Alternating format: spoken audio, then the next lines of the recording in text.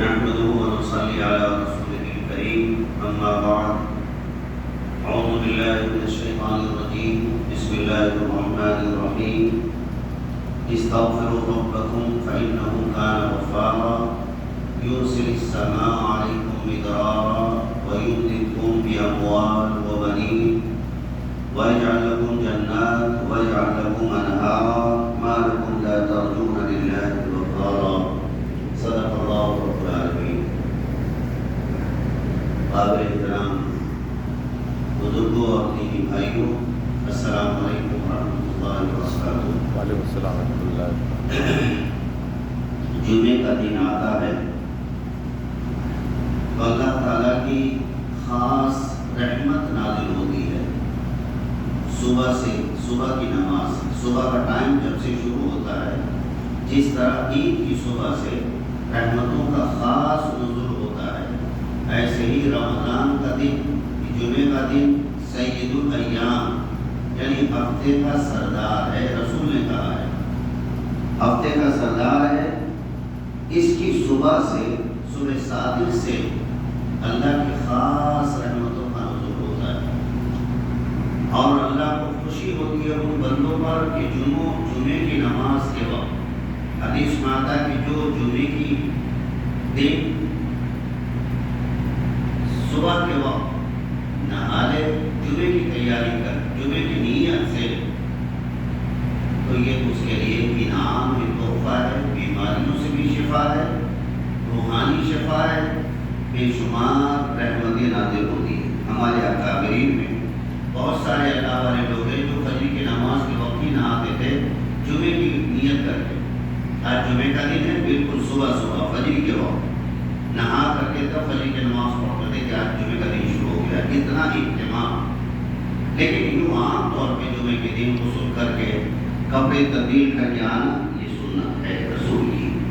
اکثر صبح کے وقت اگر کوئی عذر نہ ہو، صبح نہانے جمعے کی تیاری کرے اور پھر قرآن، عبادات، سورہ کہف وغیرہ، بڑی فضیلت آئی ہے جمعے کے روز کہ سورہ کہف وغیرہ کی تلاوت کر لیں.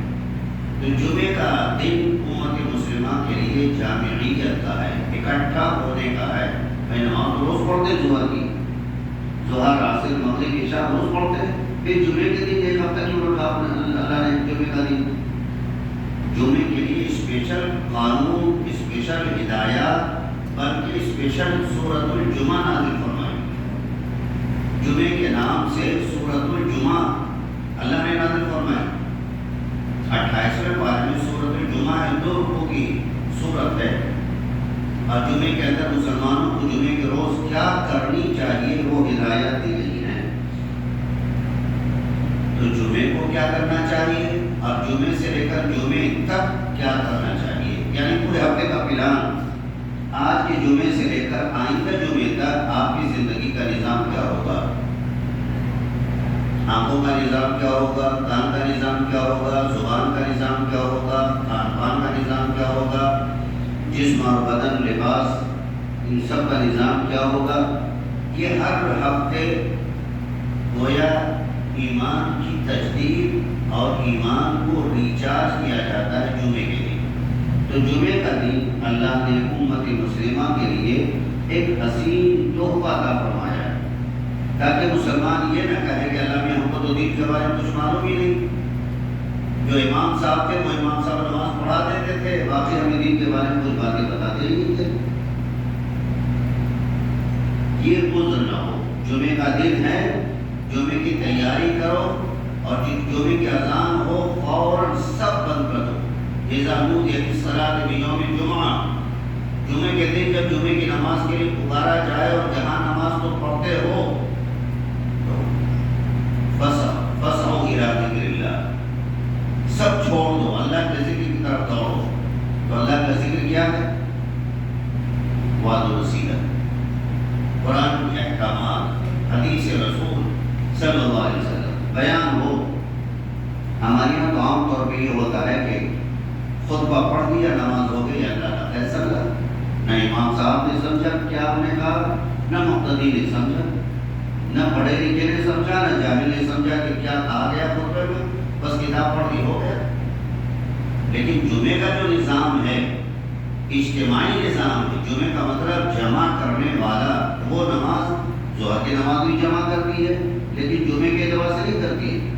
اس جمعے کے اندر اللہ نے وہ خصوصیت رکھے کہ مسلمانوں کو قیامت کے روز یہ کہنے کا موقع نہ ملے کہ اللہ میں دین نہیں جانتا ہوں, مجھے بتایا نہیں گیا, مجرم بن گیا, جھوٹے قرار دیے جائیں گے. نہیں بتایا گیا اور زیادہ انکار کریں گے تو پکچر دکھا دیا گیا یہ دیکھو مولوی تقریر کر رہا ہے, جو جس نے بیان کیا ہو, چاہے جماعت والا بیان کرے, چاہے جہانگیر کرے, عالمگیر کرے, تو کوئی گیر کرے, پوری پکچر دکھا دی جائے گی تو یہ مولوی بیان کر رہا ہے. انکار نہیں کر سکتے. جمعے کے دن اس لیے اکٹھا ہوتے ہیں کہ ہماری ذہنی, فکری, جسمانی, خوراکی, سماجی, سیاسی ہر چیز کے اندر شفافیت اور تبدیلی آ جائے. مسلمانوں نے دین سمجھا کہ دین کا مطلب ہے کہ جمعے کے دن کپڑے دھو دھا کر کے اچھے کپڑے پہن کر نماز پڑھ لو, بس اللہ کا فیصلہ. دل میں پاپ بھرا ہو, دل میں گندگی بھری ہو, سب چلے گا. نہیں, جمعے کو آئے ہو, جمعے میں جمع ہوئے ہو, اللہ کا پیغام سنا ہے تو دل کو بالکل ایسے ہی صاف ستھرا کر لو جیسے تمہارے تن کے کپڑے صاف ستھرے ہیں. اللہ کو ایسا ایمان اور ایسا دل پسند ہے. حدیث مبارکہ میں گندے دل کو بہت ہی تزیین کی گئی. اس کی گندا دل والا انسان اللہ کو پسند نہیں. لیکن ہمارے یہاں دل کی گندگی بہت ہے. مولانا ہے, ان کے دل میں گندگی ہے. نمازی ہے, امام کے پیچھے نماز پڑھتے ہیں, امام کے سلسلے میں دل میں گندگی رہتی ہے. بھائی بھائی کے دل میں گندگی ہے, پڑوسی پڑوسی کے دل میں گندگی ہے. نماز بھی پڑھ رہے ہیں, حاجی بھی ہے, نمازی بھی ہے, سب کچھ ہے. دے تسبیح, دے مصلی اور دے جماعت اور دے چلے, سب کر رہے ہیں, مگر دل صاف نہیں ہے. میری بات تھوڑی کڑوی لگے گی آپ کو, اس لیے مجھے کوئی ڈر نہیں ہے کہ آپ مجھے نکال دیں گے, بہت زیادہ منع کر دیں گے مولانا بیان نہیں کرنا, میرے یہاں بہت سخت بولتے ہو تم. لیکن سچی بات یہ ہے کہ ہم امت کے حکیم ہیں, امت کے ڈاکٹر ہیں. ڈاکٹر کی ایمانی اور دینی, اخلاقی, شرعی, اسلامی ذمہ داری ہے کہ جو چیز ہر زمانے میں جب کوئی بیماری پھیلتی ہے تو حکومت کی طرف سے بھائی یہ بیماری یہ کرو, جیسے کورونا چلا تھا, کتنے کتابیں بازی کرنی پڑی. مسجد میں آ رہے ہیں تو ناپاک چیز سے ہاتھ دھو کر کے آ رہے ہیں, مسافری کریں گے, اچھوت ہو گئے. بھائی وہ جو کیا چلتا تھا سینیٹائزر ناپاک ہے. مسلمانوں نے مسجد کے اندر بھی لا کے رکھ دیا کہ جو بھی مسجد میں آئے تو سینیٹائزر لگائے, ناپاک چیز ہاتھ میں بھرے, اس کے بعد اللہ اکبر کے نیت مانے. جاہلوں کو پتہ ہی نہیں. ٹھیک ہے, مسجد سے نکلے ہو تو جاؤ, چلے جاؤ, گھر سے آؤ, وضو کر کے صابن سے ہاتھ دھو کر کے آؤ, نماز پڑھو. زیادہ خطرہ ہے مصافحہ نہ کرو لوگوں سے. لیکن ناپاک چیز لگائیں تو حکومت نے کہا. جس طرح جسم کی اور سماج کی حفاظت کے لیے حکومت کی اسکیمیں چلتی ہیں, دواؤں کا چھڑکاؤ ہوتا ہے, چونے کا چھڑکاؤ ہوتا ہے, بلوچی کا چھڑکاؤ ہوتا نہیں ہوتا مچھر مارنے کے لیے. آپ کی جسمانی اور سماجی حیثیت کو ٹھیک کرنے کے لیے ایسے ہی جو علماء ہیں امت کی, ان کی ذمہ داری ہے کہ وہ بھی روحانی چھڑکاؤ کریں, اسلامی چھڑکاؤ کریں, تاکہ لوگوں کے اخلاق کے اندر جو گندگی آ گئی ہے, اخلاقی بیماری آ گئی ہے, کردار میں بیماری آ گئی ہے, ان سے ان کو بچایا جا سکے. جمعے کا مطلب یہ ہے. جمعے کا مطلب نہیں کہ نماز پڑھی اور پڑھ کر کے سبحان اللہ کر کے نکال کے بہت اچھی تقریر کی مولانا کی. نہیں, تقریر اچھی تھی تو دل اچھا کرو, ایمان اچھا کرو, اخلاق اچھے کرو, کردار میں پاکیزگی آئے, نماز پڑھ کر کسی کا حق نہ مارو.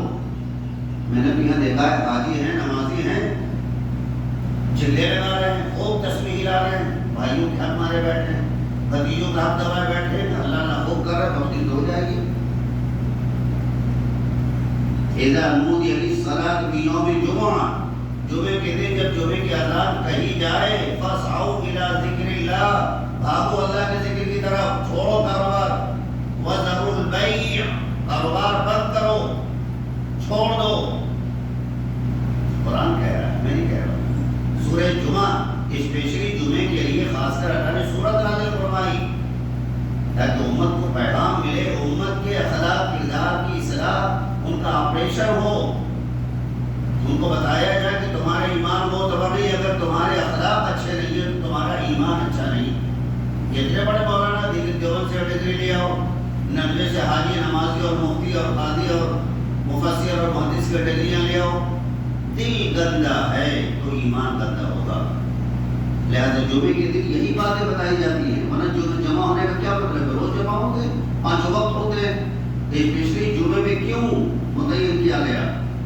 تاکہ ہر سماج، ہر اخلاق کے اندر یہ ہمارا نیٹ ورک ہے۔ جمعے کا دن ہماری نیٹ ورکنگ ڈے ہے۔ آج کے دن جو پیغام ہو وہ پوری امت میں نشر ہو جائے، اس کو لاؤڈ اسپیکر سے اعلان کرنے کی ضرورت نہیں۔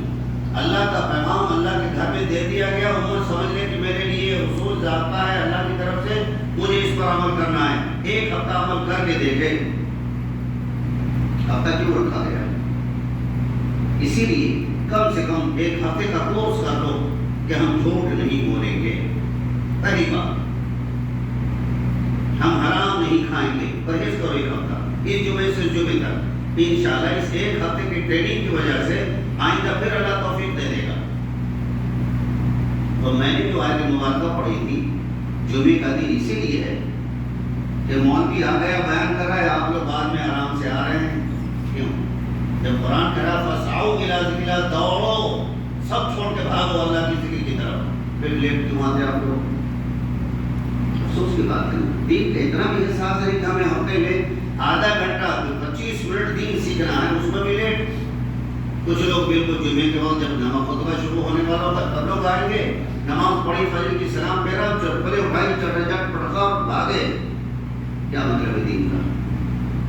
دین ضروری نہیں ہے۔ بیمار پڑتے ہو تو ڈاکٹر کے پاس چٹرجی، بنرجی، شریواستو، پاٹے، شکلا اور ڈاٹا قریشی، انصاری، منصوری سب کا بھاگے جاتے ہو، بیمار ہے، تکلیف ہے، اور ایمان خراب ہے، اخلاق خراب ہے، کردار خراب ہے۔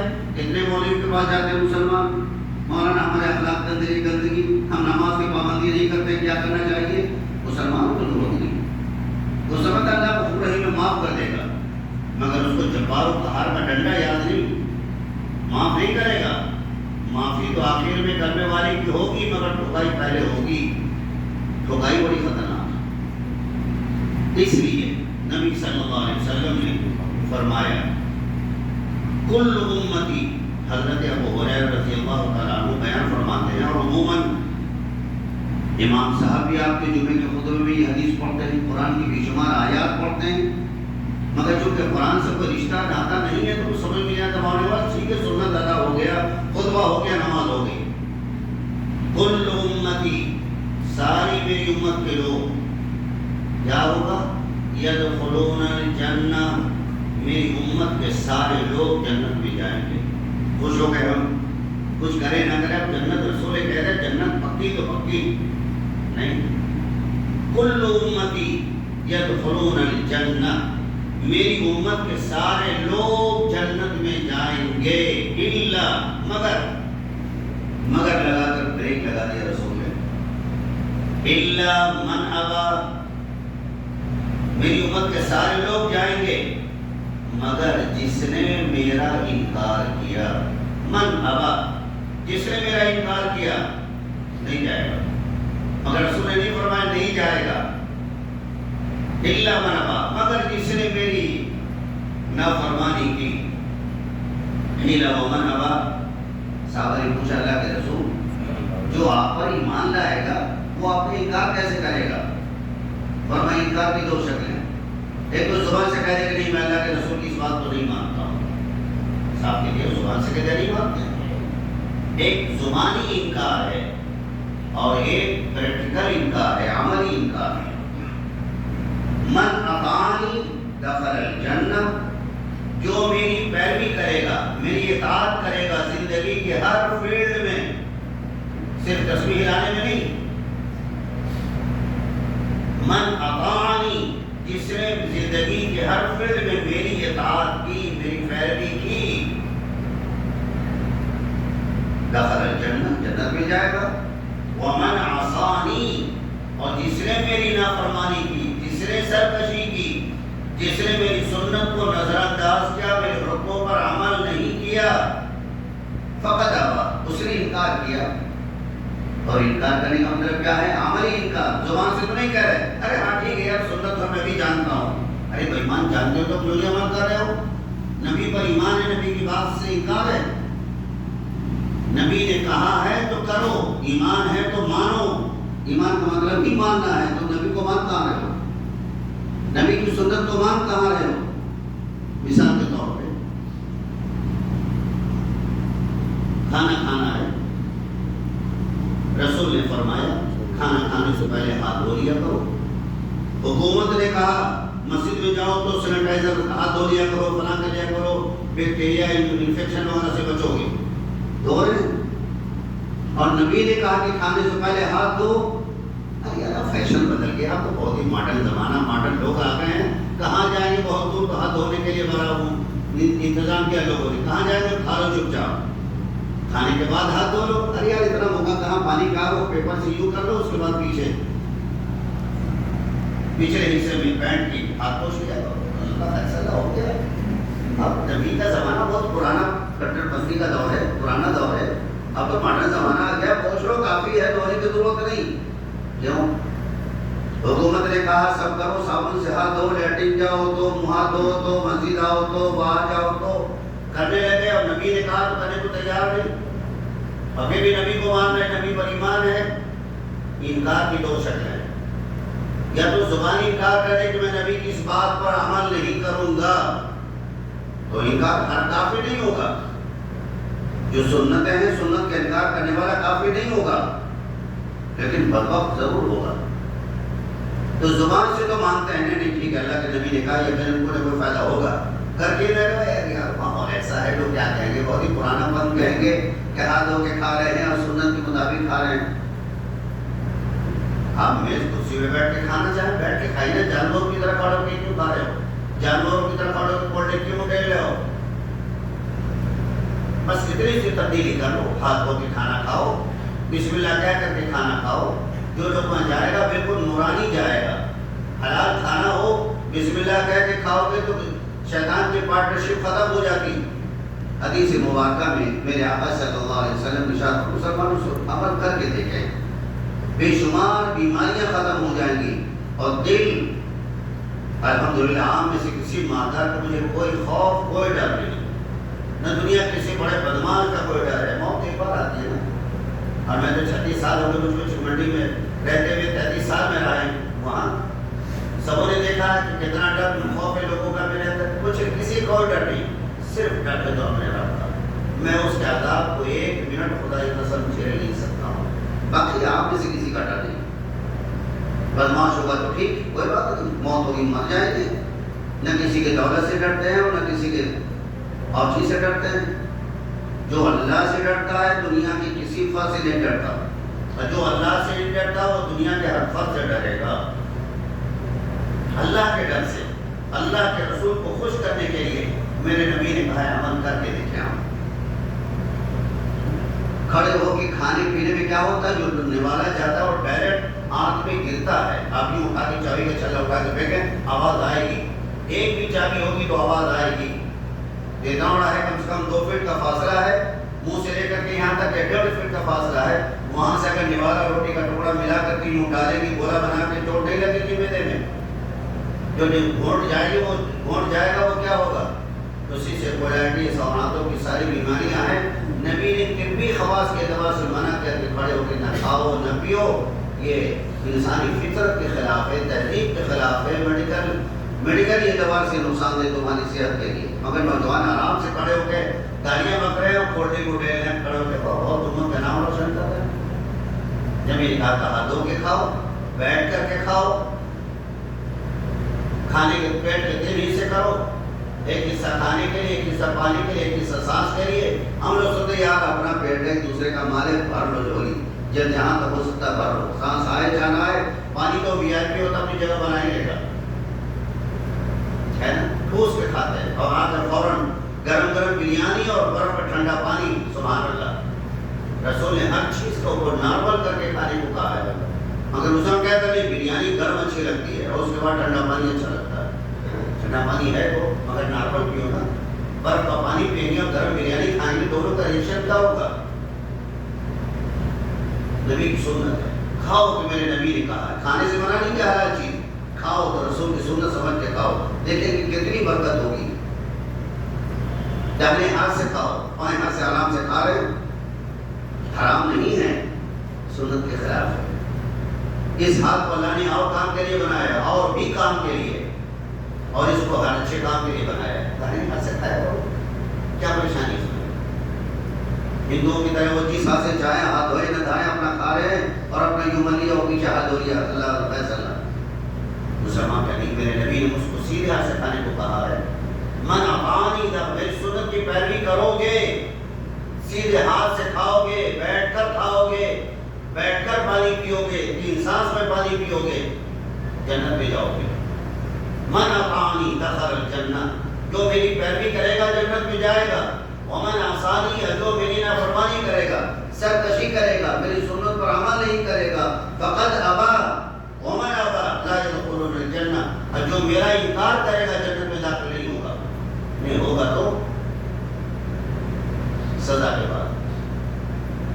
اس لیے میرے بھائیوں، ہم معیار بنائیں کہ جمعے کو جو ہمیں پیغام دیا جاتا ہے، ایک ہفتہ اس پر عمل کر کے دیکھیں، انشاءاللہ آپ کو روحانی برکت ملے گی۔ ہمارے پاس تو کبھی ایسا مطلب خدا گواہ ہے کہ کبھی 5 روپے بھی نہیں ہوتے، دل بالکل غنی، لگتا ہے کہ میں کروڑ پتی اور الحمدللہ ہوں، اللہ نے قرآن کی دولت عطا فرمائی، اس سے بڑا مالدار دنیا میں کون ہوگا؟ فرعون کے پاس دولت ہے، مگر میرے پاس تو میرے خدا کی دولت ہے، جو دنیا میں بھی اور قبر میں بھی اور حشر میں بھی ہر جگہ ہمارے کام آئے، پوا لگا ہے، وہ زیادہ عظیم دولت ہے یہ نوٹ جس میں کیڑے دیمک لگ جاتے ہیں۔ سنت پر عمل کریں گے، زندگی میں فلاح آئے گا۔ بزرگان دین آسمان سے نہیں گرے، رسول کی سنت پر عمل کیا۔ حضرت مولانا اوراد صاحب، حضرت تھانوی رحمۃ اللہ علیہ کے مریدوں میں تھے، ان کے نقش قدم کو دیکھیے آپ، قدم قدم پر سنت۔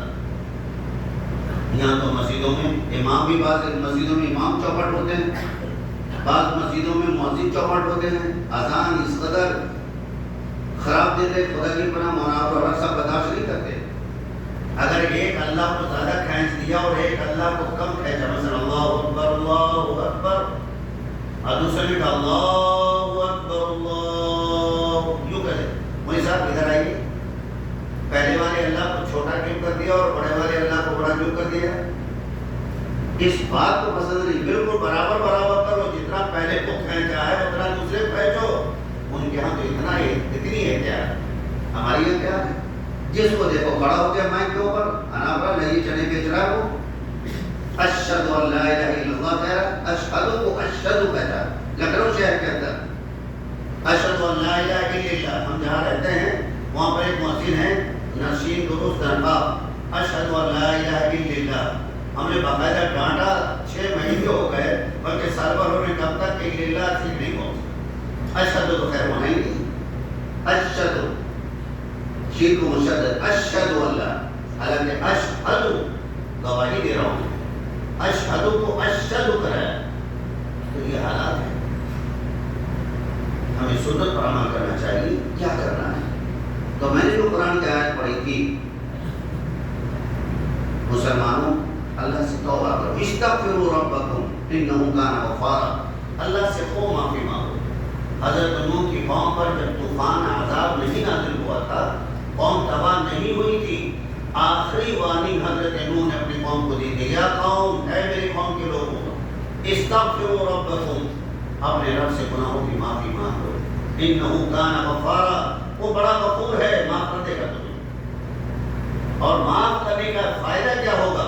کچھ نہ مانگو، صرف کہو اللہ مجھے معاف کر دیجیے، اللہم اغفر لی ذنبی، اے اللہ میرے گناہ معاف کر، اتنا ہی کہو، اللہ سے معافی مانگ لو، معاف کر دے گا، اور معافی کے ساتھ ساتھ انعام دے گا معافی مانگنے پر۔ تو مانگو نہ مانگو، یرسل السماء علیکم مدرارا، معافی مانگنے پر تم نے کچھ نہیں کہا کہ اللہ بارش دے دیے، اولاد دے دیے، مال دے دیجیے اور فلاں دے دیجیے، کچھ نہیں مانگا تم نے، صرف معافی مانگی اللہ سے، تو معاف کر دے گا، اور معاف کرنے کے بعد انعام دے گا، معافی مانگنے پر شاباشی دے گا تم کو۔ کیا؟ یرسل السماء علیکم مدرارا، آسمان سے موٹر بوند والی بارش دے گا، یعنی اتنی ایسی بارش کہ زمین کھیت کھلیان سب تر ہو جائیں اور پیداوار بڑھ جائے۔ مدرار کے معنی ہے موٹی بارش، جھماجھم بارش، جس سے سب کھیت کھلیان سب تر ہو جائیں۔ معافی مانگنے کا انعام کیا ہے؟ یرسل السماء علیکم مدرارا، ہم تمہیں بھرپور بارش دیں گے جس سے کھیت کھلیان سب میں ہریالی پیدا ہو جائے۔ وَيُمْدِدْكُمْ بِأَمْوَالٍ وَبَنِينَ، اور تمہاری مدد مال سے بھی کریں گے، معافی مانگو ہم سے، ہم مال بھی دیں گے تم کو۔ وَبَنِينَ، اولاد بھی تم کو ہم دیں گے، معافی مانگو۔ معافی مانگنے کا انعام بارش بھی ہے، مال بھی دیں گے، اولاد بھی دیں گے، اولاد نہ فرمان ہے تو فرما بردار کر دیں گے۔